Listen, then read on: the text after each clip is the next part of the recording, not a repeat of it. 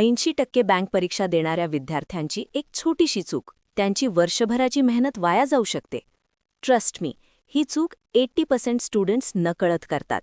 Exam सुरू होतो, question पाहतो, हे तर येतंय, पण 5 सेकंदात कन्सेप्ट आठवत नाही.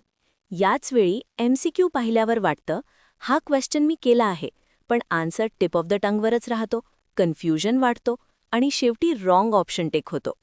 एक्झामच्या आधीच्या दिवशी खूप काही रिवाईज करण्याचा प्रयत्न होतो, ब्रेन ओव्हरलोड होतो आणि एक्झाममध्ये काहीच रिकॉल होत नाही.